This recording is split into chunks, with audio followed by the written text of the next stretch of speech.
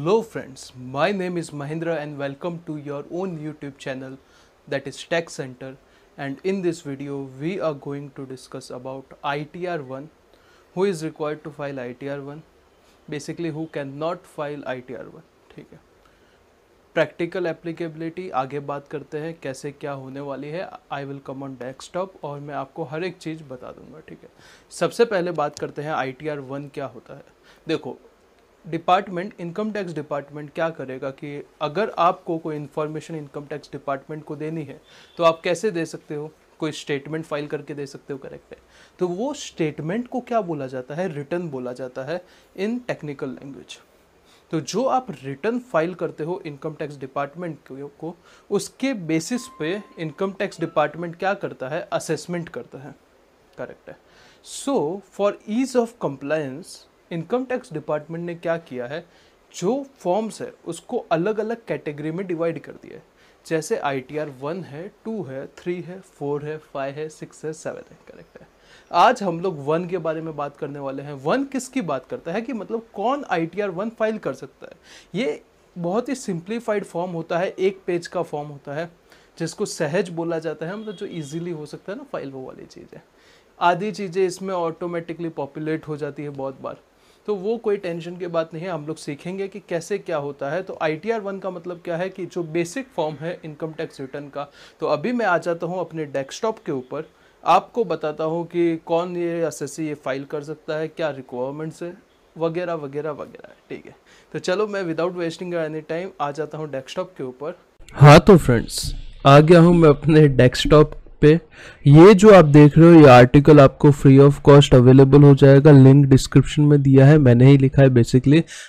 techcenter.com पर खुद की वेबसाइट है जिसके ऊपर ब्लॉग वाले सेक्शन में अगर आप आओगे, यहाँ पे ब्लॉग वाले सेक्शन में तो बहुत सारे आपको ब्लॉग मिल जाएंगे जो कि पहले लिखे हुए थे, मैंने अभी कॉपी पेस्ट कर लिए हैं। पुराने मैंने वर्डप्रेस पे पहले लिखे थे, अभी वापस से स्टार्ट किया है, रीस्टार्ट। तो आ जाते हैं सबसे पहले ऑल डिटेल्स अबाउट ITR 1, ये जो ब्लॉग है बेसिकली, उसके ऊपर आते हैं, ठीक है। तो यहाँ पे हर एक चीज़ मैंने लिख के रखी है, आपको एक्सप्लेन कर देता हूँ। जहाँ पे ज़रूरत पड़ती है तो मैं लिख के भी एक्सप्लेन कर दूंगा, नहीं तो अदरवाइज रीड करके अपन अच्छे से समझ लेते हैं। तो ease of compliance, income tax department ने क्या किया है, क्लासिफाई किया है बहुत सारे forms different kind of person के लिए। जैसे मैंने पहले बताया, ITR 1 को क्या बोला जाता है, सहज भी बोला जाता है, मतलब इजी, जो इजीली हो जाए, फिल हो जाए। जो कौन भरेगा, certain class of person fill करेंगे। तो who can use ITR 1 to upload its tax return for assessment year 21-22। तो ITR 1 कौन फाइल कर सकता है, तो यहाँ पे लिखा है ITR 1 जो है वो 1 पेज का सिंप्लीफाइड फॉर्म है। सर पता है वो हमें, आपने पहले बता दिया था, ठीक है। जिसका इनकम 50 लाख रुपए तक है। सबसे पहला कंडीशन यहाँ पे आता है कि किसी ऐसा पर्सन जिसका इनकम 50 लाख रुपीस तक है, कितना है, 50 लाख रुपीस तक है, वो क्या यूज कर सकता है, ITR 1 यूज कर सकता है। प्लस ये तो पहला कंडीशन हुआ, 50 लाख से ज्यादा मतलब किसी का इनकम होगा तो ITR 1 यूज नहीं कर सकता, ठीक है।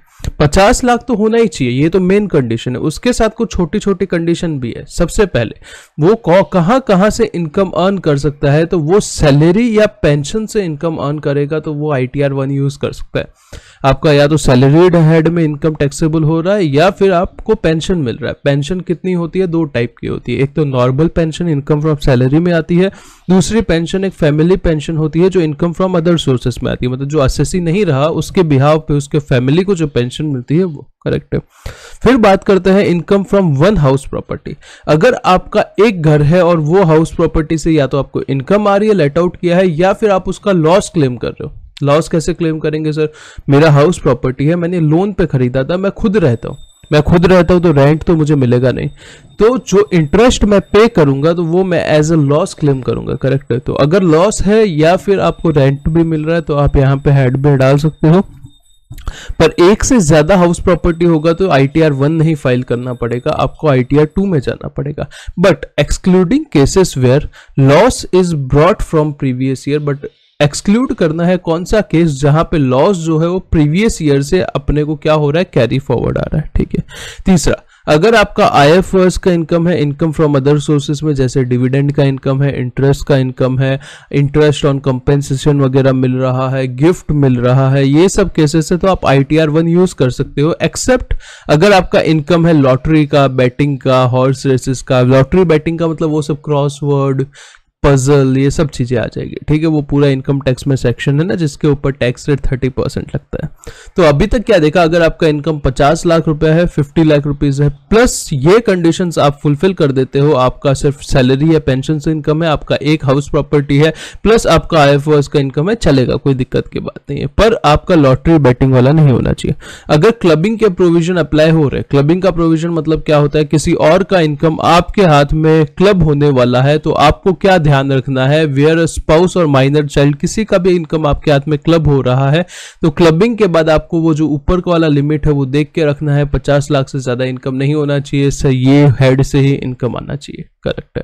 तो यहां तक हम लोग ने क्या देख लिया, यहां तक हम लोग ने बहुत ही बेसिक सी चीजें देखी है कि कौन ITR 1 फाइल कर सकता है। तो अभी देख लेते हैं कि कौन ITR 1 यूज नहीं कर सकता टू अपलोड इट्स रिटर्न या फाइलिंग इट्स टैक्स रिटर्न। सबसे पहले एक ऐसा इंडिविजुअल जिसका पहला ही पॉइंट क्या हो गया, इनकम 50 लाख रुपए से ज्यादा है। ऊपर क्या देखा, जिसका 50 लाख से कम है, 50 लाख तक है, वो ITR 1 यूज कर सकते हैं। मतलब जिसका 50 लाख से ज्यादा है वो क्या नहीं यूज कर सकता, ITR 1 यूज नहीं कर सकता। सेकेंड पॉइंट, इंडिविजुअल जो कि इधर डायरेक्टर ऑफ कंपनी है, क्या है, कोई भी कंपनी के आप डायरेक्टर हो, या फिर आप होल्ड करते हो कोई अनलिस्टेड इक्विटी शेयर्स, या तो आप डायरेक्टर हो कोई कंपनी के, या आप होल्ड कर रहे हो क्या, unlisted equity share at any time during the financial year, तो आप क्या नहीं कर सकते, ITR 1 फॉर्म यूज नहीं कर सकते। या तो आप कोई कंपनी के डायरेक्टर हो तो आप ITR 1 यूज नहीं कर सकते, या फिर आप अनलिस्टेड इक्विटी शेयर, लिस्टेड करोगे चलेगा, कुछ नहीं बोला, अनलिस्टेड इक्विटी शेयर होल्ड करते हो पूरे साल में कभी भी, तो भी आप क्या नहीं यूज नहीं कर सकते, ITR 1 यूज नहीं कर सकते। थर्ड पॉइंट इंपॉर्टेंट है, गलती होने के चांसेस है। कोई नॉन रेजिडेंट, क्या resident but not ordinary resident, कभी भी ITR 1 यूज नहीं कर सकता। मतलब सिर्फ रेजिडेंट एंड ऑर्डिनरी रेजिडेंट ही क्या कर सकता है, ITR 1 यूज कर सकता है। नॉन रेजिडेंट नहीं कर सकता, resident but not ordinary resident ITR 1 use नहीं कर सकता। Last point, also individual who have earned income through the following means are not eligible to file form ITR 1। जिसका ये वाली इनकम आ रही है वो भी क्या नहीं कर सकता, ITR 1 यूज नहीं कर सकता। सबसे पहले एक से ज्यादा हाउस प्रॉपर्टी से इनकम आ रहा है।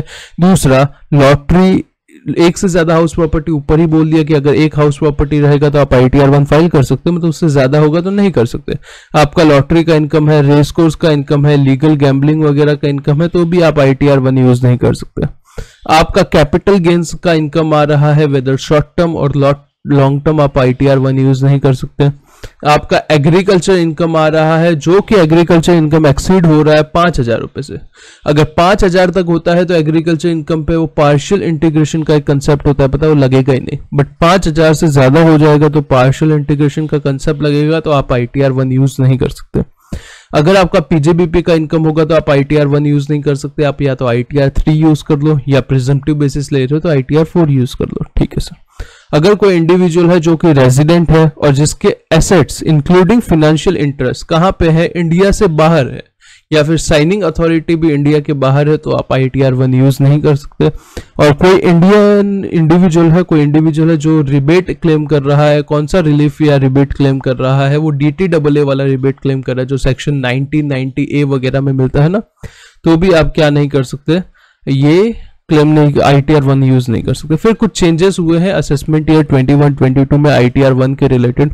अगर कोई टैक्स पेयर है जो ITR 1 पहले फाइल कर रहा था पर ये साल नहीं कर पाएगा, अगर उसका TDS सेक्शन 194N में कटा है, 194N में जो कैश विड्रॉल के ऊपर दो लिमिट है, एक 20 लाख है, एक 1 करोड़ रुपए। अगर आपका TDS कटता है सेक्शन 194N में तो आप क्या नहीं कर सकते, आप बेसिकली ITR 1 यूज नहीं कर सकते। अगर कोई 115 BAC यूज करता है तो उसको पहले फॉर्म 10I भरना पड़ेगा रिटर्न से पहले, और आपका एक शेड्यूल DI करके था जो कुछ डिडक्शन देता था पुराने, अभी उसका रेलेवेंस नहीं है, तो वो भी ये टाइम से आपके ये हेड में नहीं है। ठीक है, मतलब ITR 1 आप में नहीं है, इंक्लूड नहीं किया, ITR 1 में कुछ चेंजेस आए हैं। तो hope this blog help you. Mahendra Bohra मेरा नाम है, by profession I am chartered accountant and BCom. ठीक है सर, तो अब मैं आपको इनकम टैक्स रिटर्न का जो इनकम टैक्स डिपार्टमेंट ने फॉर्म इशू किया है इसके ऊपर आ जाता हूँ और आपको थोड़ा सा कुछ और फर्दर एक्सप्लेन कर देता हूँ।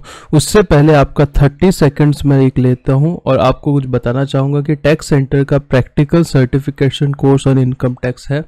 देखो, जब तक बताएंगे नहीं लोगों को कैसे पता चलेगा। इससे ज़्यादा आपको कोई क्वालिटी कंटेंट इतना प्रोवाइड नहीं कर सकता। आपको एनरोलमेंट फी ओनली 3000, कभी लाइफ में डिस्काउंट नहीं आएगा, कुछ नहीं होगा, because we are not here for कोई वो बोलते ना short term business, long term के प्लानिंग के लिए काम कर रहे हैं। आपको 3000 रुपीज़ में सर फ्री क्यों नहीं दे देते यार, आप इतना ही भलाई कर रहे हो। देखो, मुझे भी मेरे घर के बिल्स चुकाने हैं, ऑब्वियस सी बात है, ठीक है।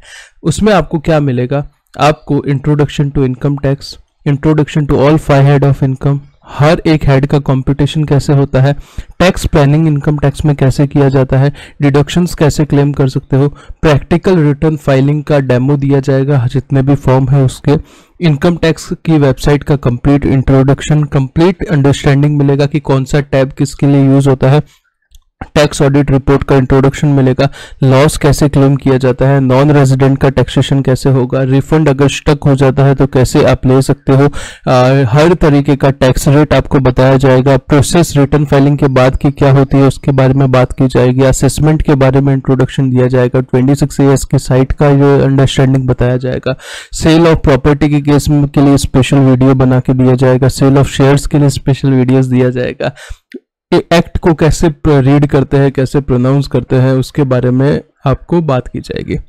और हर जो भी मैं चीज़ें पढ़ाऊंगा सबका PDF आपको मिल जाएगा। भाई और क्या चाहिए, करेक्ट है। ये मैंने जस्ट एक मिनट आपका शायद लिया रहेगा, ठीक है। आते हैं अभी ITR 1 का जो फॉर्म है उसके ऊपर। ITR 1 का फॉर्म देखोगे तो जो मैंने अभी तक बताया किसके लिए एप्लीकेबल नहीं है, किसके लिए एप्लीकेबल है, उसके बारे में यहाँ पे कुछ चीज़ें लिखी हुई है। यहाँ पे लिखा हुआ है असेसमेंट ईयर 21-22, ITR 1 फॉर्म सहज। सहज का मतलब क्या है भाई, जो इजीली फाइल हो सके।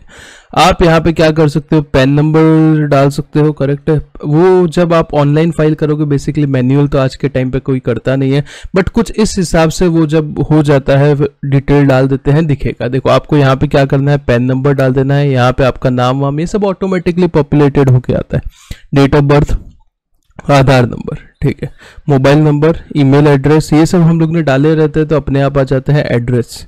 फाइल्ड अंडर सेक्शन, कौन सा सेक्शन आपने लिया है, 139(1) आपको पता रहेगा। नॉर्मल रिटर्न ये सब इन डिटेल ऑलरेडी हो चुका है अपने कोर्स में। 139(1) जो है वो नॉर्मल रिटर्न है, 139(4) be related return, 139(5) revise return या फिर कंडोनेशन के बाद का रिटर्न, जो भी है आप सिलेक्ट कर लो। अगर कोई नोटिस आया है उसके सामने रिटर्न फाइल कर रहे हो तो आपको यहाँ से सिलेक्ट करना है। बेसिकली यहाँ पे ऐसा सिलेक्ट नहीं करना होता, ऑनलाइन में हम लोग ने देखा था कैसे करना होता है। आप कोई कहीं के एम्प्लॉय हो क्या, सेंट्रल गवर्नमेंट, स्टेट गवर्नमेंट वगैरह के अगर हो तो आप यहाँ से सिलेक्ट कर सकते हो। अगर रिवाइज या डिफेक्टिव रिटर्न है तो जो पहले रिवाइज वगैरह भरा था उसका क्या करो, रिसिप्ट नंबर डाल दो। अगर 139(9) वगैरह नोटिस के सामने रिटर्न भर रहे हो तो वो नोटिस की कुछ डिटेल्स है वो यहाँ पे डाल दो। अगर आपने 115 BAC लिया है, अगर लिया है तो हाँ करो। 115 BAC क्या होता है, ऑल्टरनेट टैक्स रिजीम होता है। अगर लिया है तो हाँ बोलो, नहीं लिया है तो ना बोलो। Are you filing return under section under 7th proviso to 139(1)? 7th proviso में 3 नई कंडीशन दी हुई है कि अगर आपने 1 करोड़ रुपए से ज्यादा कैश डिपॉजिट किया है, उस कैश नहीं 1 करोड़ से ज्यादा करंट अकाउंट में डिपॉजिट किया है उसकी वजह से रिटर्न फाइल करो, या 2 लाख रुपए से ज्यादा फॉरेन ट्रेवल पे खर्चा किया उसकी वजह से रिटर्न फाइल कर रहे हो, या फिर 1 लाख से ज्यादा इलेक्ट्रिसिटी बिल पे किया है उसकी वजह से रिटर्न फाइल करो। अगर यस है तो सिलेक्ट कर लो, नहीं है तो कुछ मत करो, नो सिलेक्ट कर लो। फिर पार्ट ए हो गया, यहाँ पे बेसिक डिटेल्स था। अभी पार्ट बी में आपको सबसे पहले यहाँ तक सैलरी का डिटेल डालना है। सैलरी हम लोग ने बहुत अच्छे से सीखा है, हर एक प्रोविजन पढ़े हैं, उसका इम्प्लीकेशन यहाँ पे जो आएगा वो आपको यहाँ पे सैलरी का डिटेल डालना है। फिर अगर एक हाउस प्रॉपर्टी है, अगर वो सेल्फ ऑक्यूपाइड है या फिर लेट आउट है या deem to be let out है, उसका डिटेल डालना है यहाँ पे, करेक्ट है। Gross rent receive, receivable, letable, जो भी आपका कोई रेंट मिल रहा है तो यहाँ पे अमाउंट डाल दो। उसमें से म्यूनिसिपल टैक्स मैंने बताया था ना, अगर कोई पे किया है तो यहाँ से रिड्यूस कर लो, एनुअल वैल्यू आ जाएगा, उसमें से 30% का स्टैंडर्ड डिडक्शन मिल जाएगा, और कोई इंटरेस्ट का पेमेंट है तो यहाँ से रिड्यूस हो जाएगा। करेक्ट है। कोई अरियर रेंट है या अनरियलाइज रेंट है तो उसमें से वो आपको मिल जाएगा, उसमें से लेस 30% आपको कर देना है। तो ये आपका हाउस प्रॉपर्टी का इनकम आ जाएगा, या अगर एसओपी है तो लॉस भी आ सकता है। फिर अगर आपका आईएफओएस है, इनकम फ्रॉम अदर सोर्सेस है, तो उसमें से कोई है क्या आपके पास इनकम फ्रॉम अदर सोर्सेस का, जैसे कि इनकम है कि interest on saving account, interest on deposit, या डिविडेंड, या फिर इंटरेस्ट, कुछ भी ऐसा है तो आप यहाँ पे मेंशन कर दो। उसमें से कुछ सेक्शन 57 के डिडक्शन मिलते हैं, अगर मिल रहा है तो रिड्यूस कर दो, तो आपका क्या आ जाएगा, जीटीआई आ जाएगा। उसमें से कुछ डिडक्शन रिड्यूस करने हैं, वो आप डिडक्शन क्या कर सकते हो, ले सकते हो, जैसे कि एटीसी हो गया, सीसीसी हो गया, सीसीडी 1 हो गया, ऐसे डिडक्शन ले सकते हो। तो आपका क्या आ जाएगा, पार्ट डी में फिर आपको कंपटीशन देखना है। जो इनकम आया उसमें से आपको क्या करो, टैक्स लगा दो। रिबेट अंडर सेक्शन 87A क्या होता है, अगर आपका इनकम 5 लाख रुपए तक है, आप रेजिडेंट हो, आप इंडिविजुअल हो, तो आपको ये रिबेट मिल जाएगा 12,500 रुपए तक। ठीक है, ये जो भी रिबेट रिलीफ का एडजस्टमेंट हो जाएगा, आपको बैंक की डिटेल्स डाल देनी है। ये सब हम लोग ने बेसिकली ऑनलाइन कर लिया था। तो ये कुछ इस तरीके का आईटीआर फॉर्म दिखता है। कोई भी डाउट है किसी भी तरीके का, आप मेरे को कमेंट सेक्शन में पूछिए, मैं आपके हर एक कमेंट का इंतजार करता हूं और आपके कमेंट का रिप्लाई जरूर दूंगा। ये वीडियो स्टूडेंट्स के पर्पस के लिए था कि आपको कुछ चीज़ें सिखाने के लिए। उम्मीद करता हूँ ये वीडियो का जो भी मोटिव था वो हुआ रहेगा achieve. Thanks a lot for watching this video. God bless you, take care, bye bye.